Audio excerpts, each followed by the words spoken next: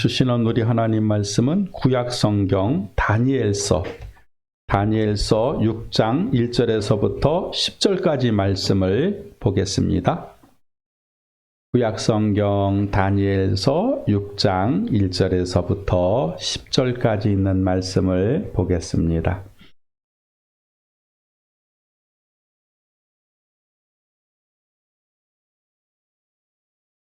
네, 다니엘서 구약성경 1242쪽에 있습니다.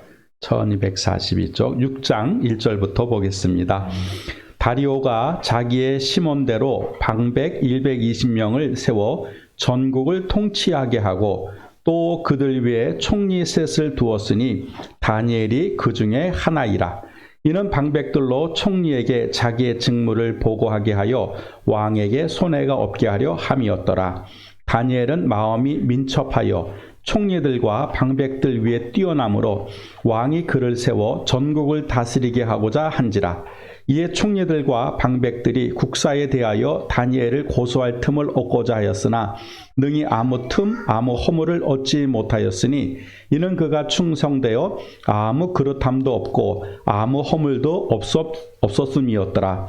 그 사람들이 가로되 이 다니엘은 그 하나님의 율법에 대하여 그 틈을 얻지 못하면 그를 고소할 수 없으리라 하고, 이에 총리들과 방백들이 모여 왕에게 나아가서 그에게 말하되 다리오 왕이여 만세수를 하옵소서. 나라의 모든 총리와 수령과 방백과 모사와 관원이 의논하고 왕에게 한 율법을 세우며 한 금령을 정하실 것을 구하려 하였는데, 왕이여 그것은 곧 이제부터 30일 동안에 누구든지 왕 외에 어느 신에게나 사람에게 무엇을 구하면 사자굴에 던져넣기로 한 것이니이다. 그런즉 왕이여 원컨대 금령을 세우시고 그 조서의 어인을 찍어서 메대와 바사에 변개치 아니하는 규례를 따라 그것을 다시 고치지 못하게 하옵소서 하매, 이에 다리오 왕이 조서의 어인을 찍어 금령을 내니라. 다니엘이 이 조서에 어인이 찍힌 것을 알고도 자기 집에 돌아가서는 그 방에 예루살렘으로 향하여 열린 창에서 전에 행하던 대로 하루 3번씩 무릎을 꿇고 기도하며 그 하나님께 감사하였더라. 아멘. 여의도 순복음교회에 이영훈 목사님이 쓴 감사의 기적이라고 하는 그 책이 있는데, 그 책은 우리가 감사할 수 있는 내용이 7가지입니다 라고 그렇게 기록을 했어요. 그 7가지의 감사의 내용이 뭐냐면, 첫째가 나를 구원해 주신 것에 대해 감사하고, 두 번째가 나의 죄를 용서해 주시고 은혜를 주신 것에 대해 감사하고, 세 번째가 나를 위해 예수 그리스도를 보내주신 것에 대해 감사하고, 네 번째가 천국을 허락하신 것에 대해 감사하고, 다섯 번째가 예수님의 보혈로 자유를 주신 것에 대해 감사하고, 여섯 번째가 말씀으로 삶을 풍요롭게 하신 것에 대해 감사하며, 마지막 7번째가 영과 육의 연약함을 고쳐주신 것에 대해 감사해야 됩니다 라고 그 책에 썼습니다. 그래서 핵심 포인트가 뭐냐면, 성도는 감사해야 된다. 그것도 범사에 감사해야 된다 라고 그 책에서, 감사의 기적이라고 하는 책에서 이제 이영훈 목사님께서 감사를 강조했습니다.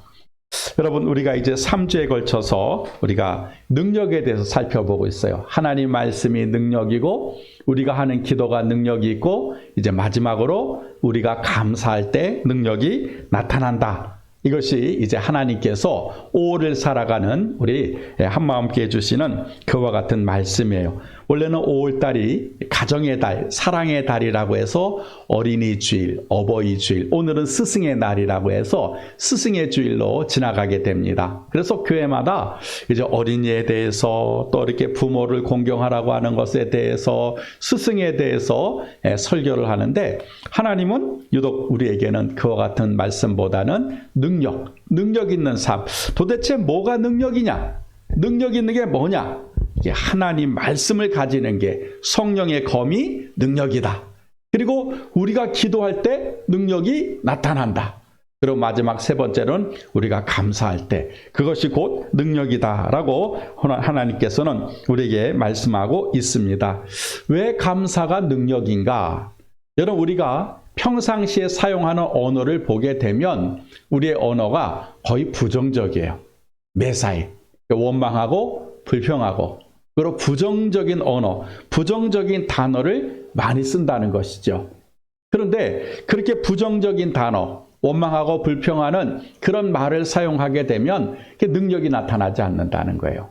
근데 반대로 우리가 불우한 환경, 어려운 환경, 고통스러운 환경 속에서도 감사하는 그런 단어를 사용하게 되면, 긍정적인 언어를 사용하게 되면 그것이 능력으로 나타난다 하는 그런 말씀입니다. 오늘 우리가 읽은 본문은 다니엘서 6장을 보게 되면 이게 다니엘의 감사가 기록이 되어 있어요.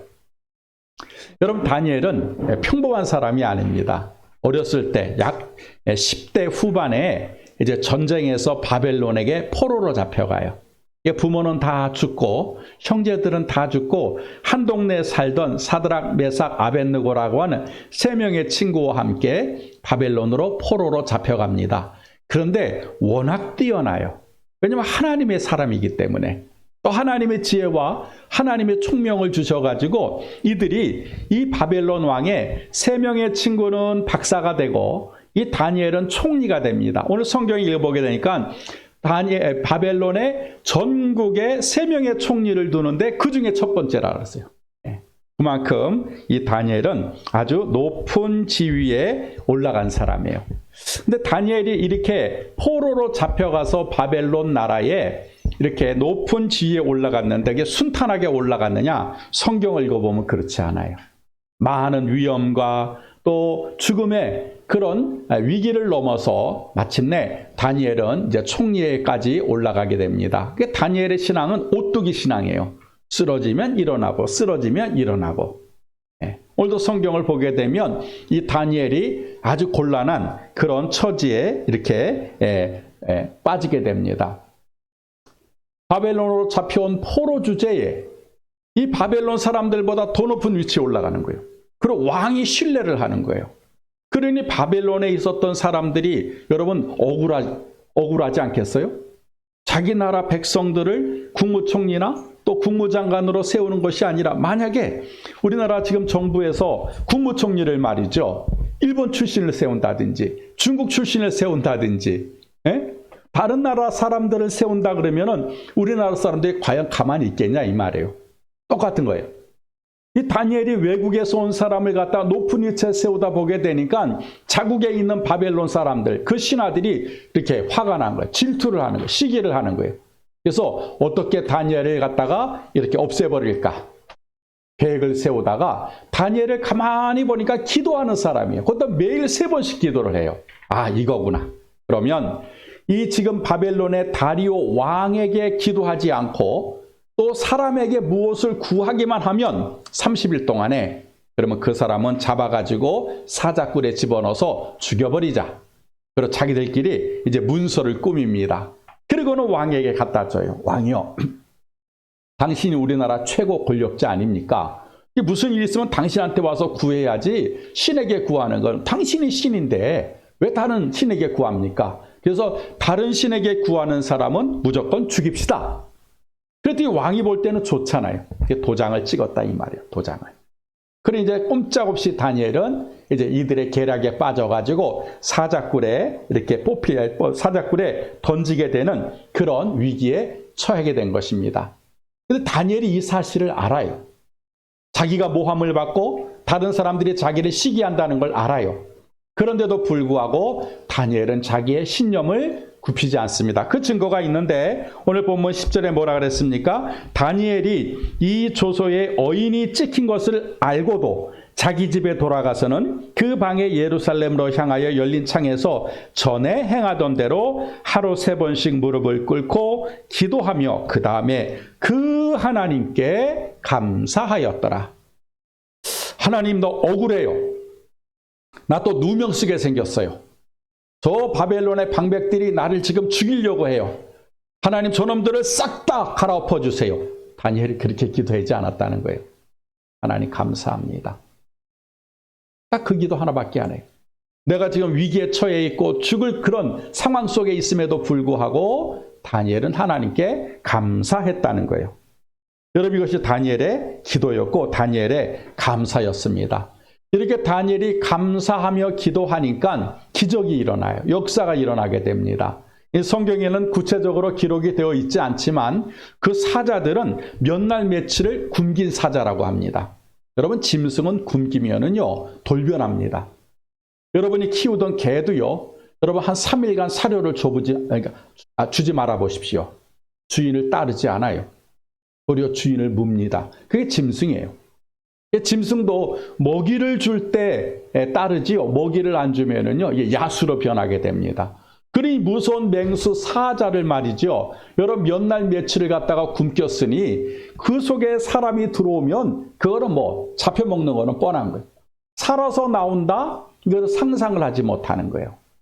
그런데 성경을 보게 되면 그렇지 않아요? 여러분 성경을 보게 되니까 그 성경에 기록되기를 다니엘이 그 사자굴에 들어갔는데 사자들이 도대체 다니엘을 공격을 못하는 거예요.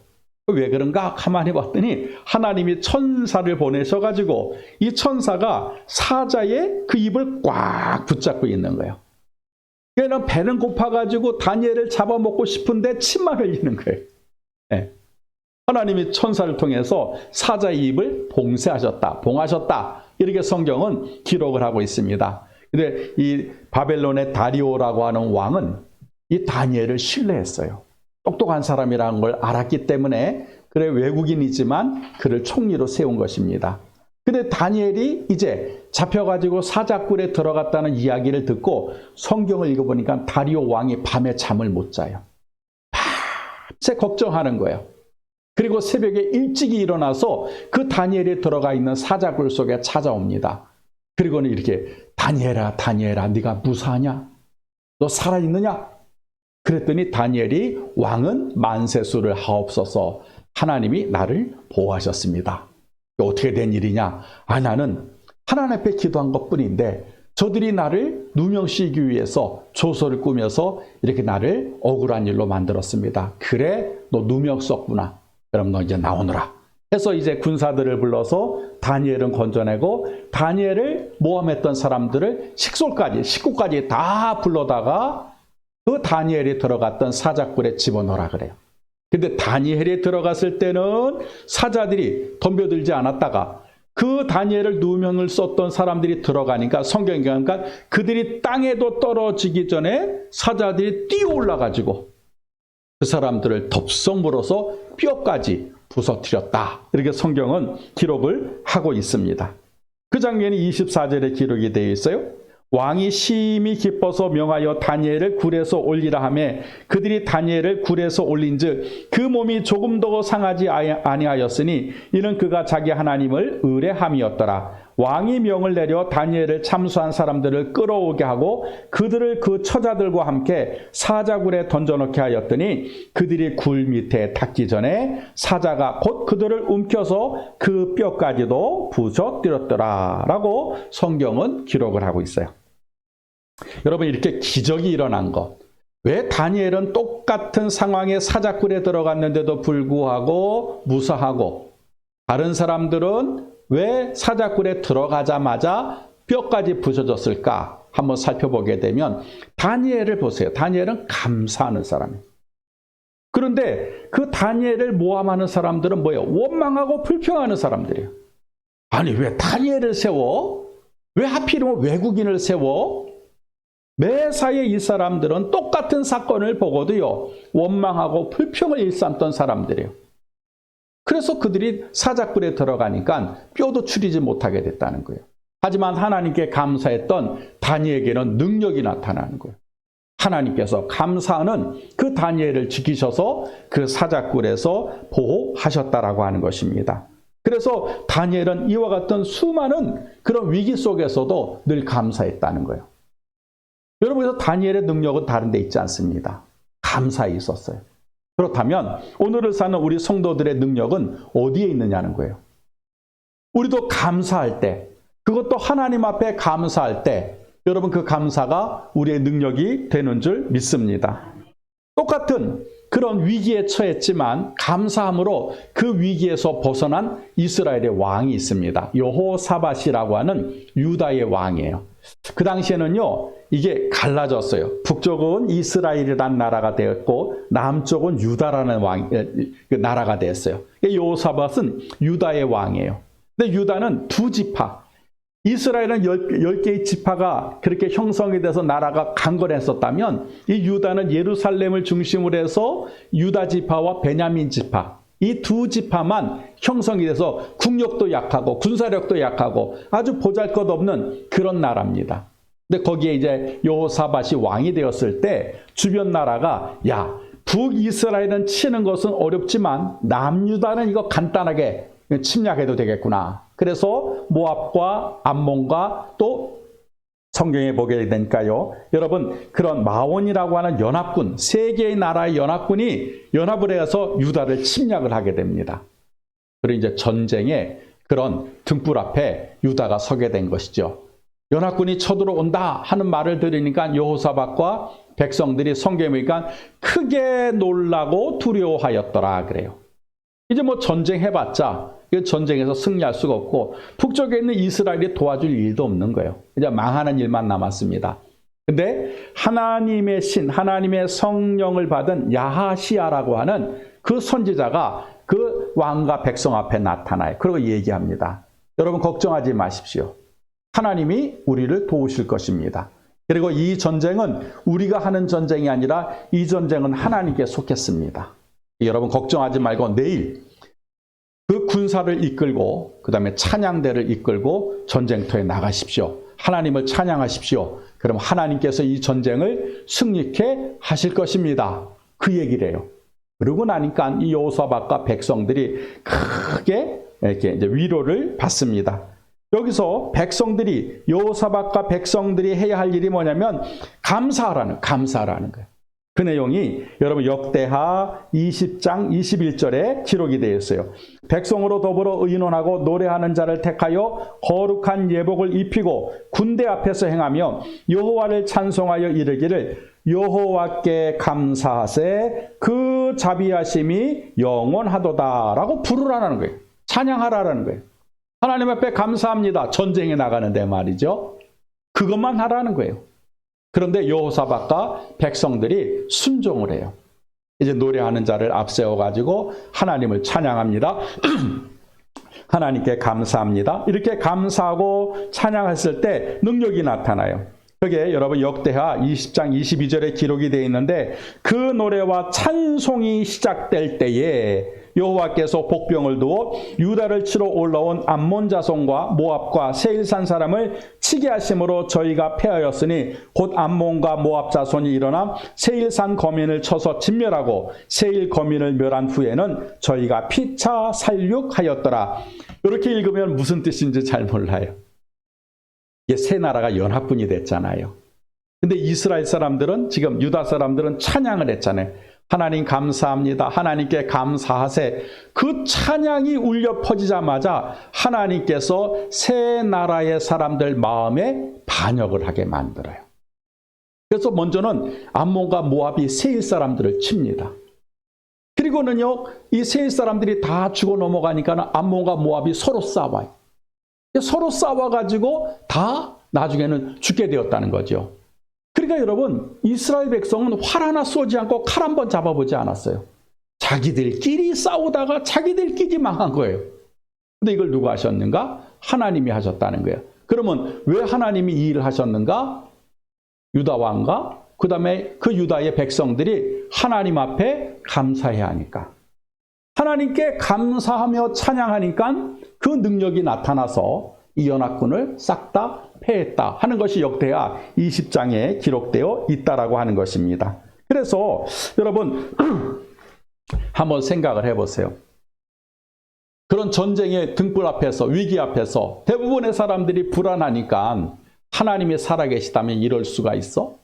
그리고 정치 지도자들이라든지 이런 사람들에게 얼마든지 원망하고 불평할 수 있잖아요. 그걸 바꾸라는 거예요. 우리가 인생을 살다 보게 되면 여러분 여러 가지의 위기를 우리가 당할 때가 있지 않습니까? 그때 생각을 바꾸라는 거예요. 어떻게? 감사로 바꾸라는 거예요. 그냥 원망하고 불평하는 것은 누구나 다 할 수 있다는 거예요. 누구나. 그런데 능력 있는 사람, 하나님의 사람, 믿음의 성도는 누구나 다 할 수 있는 원망과 불평을 선택하는 것이 아니라 믿음의 사람이 할 수 있는 감사를 선택하라는 거예요. 감사하니까 능력이 나타나더라는 것입니다. 이게 우리의 삶에서 이와 같은 능력을 우리가 경험하기 위해서는 여러분 원망과 불평을 뒤로 물리치고 뭐 하라는 거예요? 감사하며 하나님께 찬양하라고 하는 것입니다. 그럴 때 기적이 일어나고 그럴 때 능력이 나타난다라고 하는 것입니다. 그래서 여러분 성도가 감사하게 될 때 세 가지의 그런 역사가 일어납니다. 첫째가 뭐냐면 우리가 감사하면 그때부터 하나님이 이 일을 하신다는 거예요. 여러분 유다 왕 여호사밧과 그 백성들이 감사하니까 그때부터 하나님이 일하시잖아요. 하나님이 그 전쟁에 개입을 하시잖아요. 그전에는 여러분 하나님은 가만히 계세요. 그런데 감사하니까 이때부터 내가 일을 해야 될 때구나. 이제 저들에게 내가 능력을 나타낼 때구나. 그래서 하나님께서 일하셔서 연합군과 싸워서 승리를 하셨다라고 하는 것입니다. 그러므로 여러분 성도의 능력은 하나님께 감사할 때 능력이 된다는 사실입니다. 미국에 어떤 사람이 사업을 하는 사람이었는데 갑자기 5만 달러, 한 5천만 원 정도의 그런 돈이 급전이 필요했어요. 근데 어디서 구할 데가 없는 거예요. 그런데 이분은 크리스찬이었거든요. 내가 이렇게 어려움이 있는데 이 도대체 어떻게 문제를 해결할 것인가? 그러다가 그 교회에서 긍정 세미나라고 하는 그 세미나가 열린다는 거예요. 어차피 돈은 못 구했으니까 세미나에 한번 참석해보자. 세미나를 참석했는데 이제 그 강사가 그분의 사정을 잘 알고 있는 거예요. 근데 그 강사가 그렇게 5만 달러가 필요한 사람에게 일어나라 그러더니 1센트를 줘요. 1센트는 몇백 원밖에 안 되는 거. 그 1센트를 손에 딱 쥐어주면서 따라하세요. 감사합니다. 1센트를 주신 것 감사합니다. 따라하세요. 지금 자기는 그 1센트가 아니라 5만 달러가 필요한데 1센트를 주면서 감사라고 하는데 속은 사간지만 그 강사의 그런 말에 따라서 감사합니다. 1센트 주신 것 하나님 감사합니다. 그 다음에는 주머니에서 또 1달러를 꺼내더니 1달러를 주면서 1달러 1,000원, 1,400원 정도 하니까 또 따라하세요. 감사합니다. 그 사람이 또 1달러를 받고는요. 감사합니다. 그러고는 세미나가 끝났어요. 그리고 집에 돌아왔는데 부모님에게 전화가 한 통 오는 거예요. 아무개야, 너 지금 돈이 필요하다 그랬지? 얼마가 필요하니? 5만 달러인데요. 그래, 계좌번호 보내라. 내가 지금 5만 달러 보내줄게. 아버지 그게 웬일이에요? 부모님의 집이 있었는데 이 집을 갖다가 팔려고 몇 년 동안 내놨는데 매물자가 없었다는 거예요. 한 사람도 전화가 오지 않았다는 거예요. 근데 그날 갑자기 누가 오더니 현찰로 그 집을 사겠다고 계약금 5만 달러를 걸었다는 거예요. 근데 그 아버지가 내가 집 팔리면 평소에 내가 집 팔리면 이거 5만 달러 내가 너 줄게 약속을 했었다는 것이죠. 근데 그날 오후에 그와 같은 일이 일어났다는 거예요. 감사하니까. 억지로라도 감사하니까 그와 같은 일이 일어났다. 이게 미국에서 실제로 일어났던 그와 같은 간증을 제가 이렇게 한번 떠온 것입니다. 여러분 여기에서 아주 중요한 감사의 비결이 있습니다. 이 감사는 뭐냐? 다 이루어진 다음에 감사한 것이 아니고 이루어질 것을 믿고 감사했다는 거예요. 결과를 보고 감사한 것이 아니라 그 일이 이루어질 것을 내가 믿고 감사하니까 이런 일이 일어났다는 거예요. 여호사밧도 보십시오. 전쟁에서 아직도 이기고 지고의 결과가 나타난 게 아니에요. 지금 전쟁터에 나가는 겁니다. 이길 수도 있고 질 수도 있는 거예요.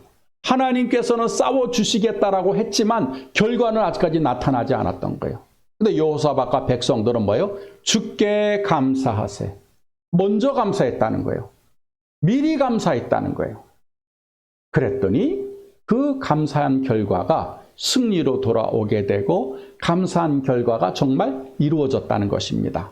그래서 여러분, 감사는 다 된 것을 보고, 다 이루어진 것을 보고, 아, 진짜 하나님이 하셨구나. 아, 정말 이렇게 되는구나. 아이고, 감사하네. 물론 그것도 감사지만 여러분, 진정한 감사는 그것이 될 것을 그러니까 믿고 먼저 감사하는 거예요. 지금은 불우해요. 지금은 환경이 좋지 않아요. 지금 막 엉망진창이에요. 그러나 그럼에도 불구하고 먼저 감사하는 거예요. 그럴 때 역사가 일어나고 하나님이 일하신다라고 하는 사실입니다. 그러므로 여러분, 이것이 감사예요. 감사. 저도 그런 경우가 한 번 있었어요. 어느 세미나가 했더니 그 목사님이 기도를 가르쳐 주는데, 그렇게 하나님 감사합니다. 하나님 그것만 기도하라는 30분 동안. 그거 얼마나 지겨워요. 근데도 따라 해봤어요. 하나님 감사합니다. 하나님 감사합니다. 그러다 보니까는 나도 모르게 길을 걸어가면서도 하나님 감사합니다. 무슨 일을, 이게 습관이 된 거죠. 습관이. 근데 저는 이렇게 운전을 갖다가 좀 조심스럽게 해가지고 웬만해서는 제가 이렇게 사고를 일으키지 않습니다. 그런데 제가 급하게 어느 그 회사에 설교를 부탁을 받아가지고, 명동길이 얼마나 복잡해요. 근데 거기에 이제 설교를 부탁을 받았는데 시간이 조금 늦었어요. 그래서 거기다가 이제 그 주차장 위치가 어디고 어떻게 들어가야 되는지 이게 전화를 하다가 저도 모르게 버스와 접촉사고가 일어났어요. 이게 뭐 많이 부셔지고 그런 건 아니에요. 근데 이 버스 운전사가 내리더니, 아이고, 어떻게 된 거죠? 제가 그랬어요. 아유, 죄송합니다. 내가 전화를 하다가 내가 못 받습니다. 이건 내 실수입니다. 근데 이 버스 그 기사분이, 정말이죠? 선생님이 실수하신 거죠? 그렇게 얘기를 하는 거예요. 아, 그렇다고. 그래서 이거 고장난 거 수리하십시오. 그럼 제가 수리 비용을 제가 이렇게 보내드릴 테니까 그렇게 하시죠. 하고는 이제 전화번호 주고 사진 찍고 해가지고 이제 가서 설교를 했어요. 그리고는 이제 걱정이 되는 거예요. 여러분, 택시든 버스든 부딪히면 골치 아픕니다. 이게 조합이라는 게 있어가지고, 택시는 택시 조합이 있고 버스는 버스 조합이 있어가지고 그냥 싹 다 고친대요. 조금만 부딪혀도 싹 다 고쳐가지고 뭐 몇십만 원, 몇백만 원 나오는 거는 그건 일도 아니랍니다. 걱정이 되는 거죠. 아이, 가뜩이나 어려운데 이것도 교통사고 나가지고 이것도 많은 돈을 물게 생겼구나. 그런데 그분이 분명히 저한테 전화를 하겠다 그랬거든요. 얼마에 들었는지. 근데 제가 그 순간에 그랬어요. 하나님, 이렇게 된 것도 감사합니다. 얼마든지 원망할 수 있잖아요. 아유, 하나님, 나 지금 급한데 예배 드려야 가는데 이 도대체 뭡니까? 나를 지켜주셔야지요. 그런 생각, 예전 같으면 그런 생각을 했을 텐데, 감사합니다, 감사합니다 하는 세미나에 갔다 왔잖아요. 나도 모르게 입에서 하나님 감사합니다. 크게 사고 나지 않고 작게 사고 나게 하신 것, 하나님 감사합니다. 저도 모르게 그렇게 기도를 한 거예요. 근데 그 버스 회사에서 벌써 한 3년 전, 4년 전 일인데 말이죠. 아직까지 전화가 없어요. 여러분, 감사하니까 하나님께서 그 감사에 대한 대가로 하나님이 일하시게 된 거예요. 그분의 마음을 주장하셨든지, 아니면 버스 조합의 어떤 그런 사람들의 마음을 주장하셨든지. 왜냐하면 버스 옆구리가 쑥 들어갔거든요. 그러면 그거 보통 일이 아니란 말이죠. 근데 아직까지 전화가 없어요. 여러분, 감사할 때, 그럴 때 하나님이 일하시고 그럴 때 능력이 나타나게 될 줄 믿습니다. 두 번째는, 우리가 감사하면 내가 변해요. 내가. 다른 사람이 변하는 것이 아니라 내가 변한다는 거예요. 감사하지 못할 때는 상대방을 변화시키려고 해요. 상대방을. 저 사람 왜 이렇게 저렇게 행동하지? 저 사람은 왜 저렇게 말을 하지? 끊임없이 나를 보는 것이 아니라 상대방을 보고 상대방을 바꾸려고 해요. 근데 우리가 감사하는 자가 되잖아요? 그러면 내가 바뀌어요. 여호사밧과 그 백성들 한번 보십시오. 감사하기 전에는 전쟁이 난다는 소리를 듣고 크게 두려워하고 크게 놀랐더라. 그리고는 원망과 비방과 불평을 하는 거예요. 어떻게 하나님이 우리에게 있을 수가 있고, 어떻게 여호사밧 왕이 우리를 이렇게 지도할 수 있느냐고. 그러다가 이제 감사하게 되고 나니까는 뭐라 그래요? 주께 감사하세요 찬양하는 자로 바뀌어버려요. 서로 원망하고 불평하던 자들이 여러분, 감사하고 나다 보게 되니까요, 확신을 갖게 됩니다. 이 전쟁은 하나님 이기게 하신다. 이 전쟁은 하나님 승리하게 하신다. 전에는 두려워하고 떨던 사람들이 감사하고 나니까요, 변화가 되는 거예요. 자기 자신이 변화가 돼서 마침내 승리하는 그런 인생을 살게 되더라는 것입니다. 여러분, 이 감사하지 못하는 사람들의 공통점이 있어요. 절대로 자기는 바꾸지 않습니다. 그리고 끊임없이 상대방을 바꾸려고 하는 거예요. 요 며칠 전에 우리 목사님들, 친구 목사님들을 이렇게 만났는데 그분들이 한 3시간 정도 우리가 대화를 나눴는데 했던 말들의 가장 많은 말이 뭔지 아십니까? 아유, 사모님 미워 죽겠어. 우리 교회 장로님 미워 죽겠어. 우리 교회 권사님 미워 죽겠어. 목사님들끼리 모였으니까 말이죠. 이게 비밀인데 누가 미웠고 누가 싫고 그 목사님 셋이서 모여가지고 한 얘기가 뭐냐면요. 아유, 하나님께서 이렇게 해주셔서 참 감사합니다. 이런 삶을 살게 하시고 하나님 얼마나 감사한지 모르고 그 은혜가 얼마나 큰지 모릅니다. 아, 이런 대화가 아니라 사모님이 믿고 장로님이 믿고 권사님이 믿고 왜? 자기 말 안 듣는다고. 왜? 자기 마음대로 안 된다고. 자기 뜻대로 안 된다고. 가만히 제가 들어볼 때 그 두 분 목사님의 사모님 훌륭하시거든요. 그 교회 장로님 권사님들 보면 정말 훌륭하시거든요. 결국은 뭐예요? 자기를 안 바꾸는 거예요. 나를 바꾸면 얼마든지 그게 좋아 보이고 감사가 되고 은혜가 되고 사랑이 되는데 나는 안 바뀌어요. 철옹성이에요. 나는 절대로 안 바꿔. 나는 절대로 바꿀 수 없지. 그럼 상대방이 안 바뀌었다는 거예요. 상대방. 여러분, 감사하지 못하는 사람들의 특징이 그거예요. 나를 안 바꿔요. 절대로. 그리고는 다른 사람부터 바꾸라는 거예요. 너부터 바꾸라는 거예요. 네가 바뀌어야 된다는 거예요. 여러분, 그러니까 감사하지 못하는 그런 인생이 된다는 것입니다. 그러므로 우리는 감사해야 돼요. 감사하는 자세가 필요하고 감사하는 말이 필요하고 여러분 감사할 때 변화가 되고 감사할 때 축복이 되고 감사할 때 능력이 된다는 사실을 여러분 기억하시기 바랍니다. 감사하기 시작하면 내가 바뀐다는 거 여러분 잊지 마시고 마지막 3번째가 성도가 감사하면 관계가 이루어진다는 거예요. 여러분 하나님께 감사하면 하나님과의 관계가 좋아져요.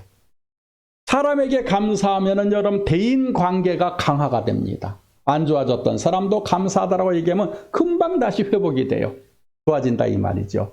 그러니까 우리가 감사의 말을 자꾸만 하다 보게 되면 하나님과의 관계뿐만 아니라 여러분 사람과의 관계, 이웃과의 관계가 여러분 좋아지게 된다라고 하는 것입니다. 그래서 여러분 우리는 하나님께 감사해야 되고 또 사람에게도 감사를 해야 돼요. 이 감사하게 되면 관계가 여러분 강화가 된다는 거예요. 사도 바울의 편지를 한번 보십시오. 사도 바울이 로마에 또 빌립보에 여러분 데살로니가에 편지를 쓸 때 처음에는 항상 감사하노니 이렇게 써요. 그리고 마지막에도 감사함으로 이 편지를 마칩니다. 여러분 사도 바울은 이방인의 선교사입니다. 자기 자국민에게 복음을 전한 것이 아니라 여러분 소아시아와 또 마게도니아 유럽 일부에 가가지고 복음을 전했어요. 여러분 이렇게 이방인에 가서 복음을 전할 때 그 이방인들과 관계가 좋지 않으면 교회를 세울 수가 없습니다. 해코지를 하지요. 근데 바울이 세운 교회를 보게 되면 전부 다 건강해요. 그리고 바울과 함께 동역한 사람들이 얼마나 많은지 모릅니다. 만약에 관계가 좋지 않았다면 여러분 로마서 마지막 16장을 읽어보게 되면 33명의 인물이 등장을 해요. 바울을 도왔던 사람이에요. 그 바울이 왜 이렇게 사람들과의 관계가 좋았을까? 감사했다는 거예요. 평소에. 여러분 바울은 데살로니가 5장 16, 17, 18절에 뭐라 그랬어요? 항상 기뻐하라. 쉬지 말고 기도하라. 범사에 감사하라. 이는 그리스도 예수 안에서 너희를 향하신 하나님의 뜻이니라 그랬잖아요. 그러니까 바울은 뭐예요? 기뻐하고 기도하고 감사하는 사람이었어요. 그러니 관계가 좋아지는 거예요. 만나는 사람들마다 감사합니다. 감사합니다. 여러분 웃는 얼굴에 침을 못 뱉는다고 감사하는 사람에게 어떻게 등을 돌릴 수가 있겠습니까? 감사하니까 인간관계가 강화가 되는 거예요. 더 좋아지는 거예요. 여러분 이것이 감사의 비결이라고 하는 것입니다. 요즘에 이 부부관계가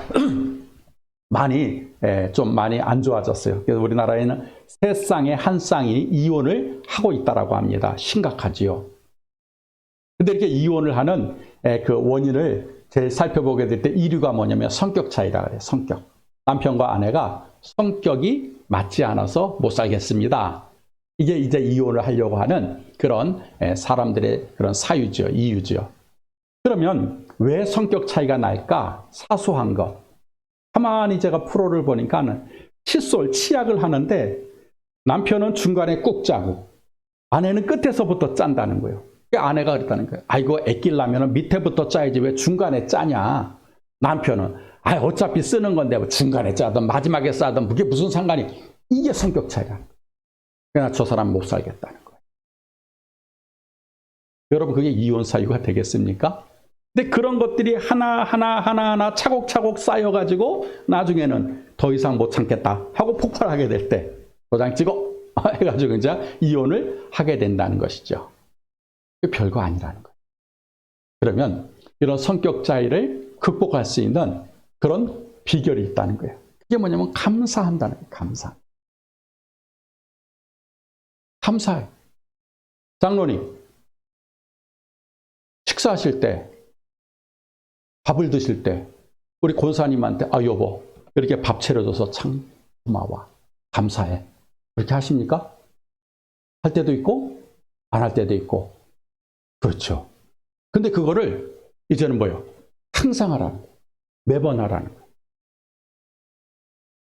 눈 뜰 때 아이고, 당신이 이렇게 살아줘서 고맙다고, 감사하다고. 근데 그 별거 아닌 것 같은데 이렇게 우리가 평소에 부부 사이에 감사를 표현하잖아요. 고마워, 감사해. 이게 좀 쑥스럽고 낯설기도 하지만 그게 부부 사이를, 관계를 강화시킨다는 거예요. 더 좋게 만든다는 거예요. 이까짓 밥, 이게 뭐야, 반찬이 이게 뭐야, 집안 꼴이 왜 이래? 그러면 좋았던 부부 사이도 멀어지게 된다. 아주 간단해요. 고맙습니다, 감사합니다, 사랑합니다. 그 말 한마디만 하면 부부가 살면서 이혼할 일이 없답니다. 앙금이 다 풀어진다는 거예요. 여러분, 부모와 자식 간의 관계도 마찬가지 아니겠습니까? 자식이 꼭 어버이날에만 카네이션 달아주면서 아버지, 어머니 감사해요, 그걸로 끝내지 말고 평소에 아버지 감사합니다, 어머니 감사합니다. 그리고 부모는 자녀들에 대해서 얘들아 고맙다, 얘들아 잘했다.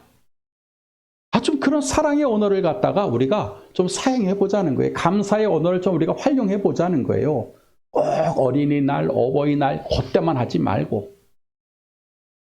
여러분, 형제와 이웃도 마찬가지죠. 감사합니다, 고맙습니다. 여러분, 그럴 때에 여러분, 우리 인간관계가 좋아진다. 대인관계가 강화가 된다는 거예요. 어렵지 않아요. 여러분, 그러니까 이제부터 우리의 언어의 습관을 바꾸게 되면, 그러면 여러분, 대인관계가 좋아질 뿐만 아니라 능력이 되고 또 기적이 되어지게 된다는 것입니다. 이제 우리가 3가지의 능력에 대해서 말씀을 드렸어요. 우리가 다른 것보다는 권력이나 재력이나 다른 것으로 우리가 힘을 쌓는 것이 아니라 하나님의 말씀으로, 성령의 검, 그렇게 삼을 때에 능력이 되고, 여러분, 성도가 기도할 때 그때가 바로 우리의 능력이 됩니다. 그리고 마지막에는 감사.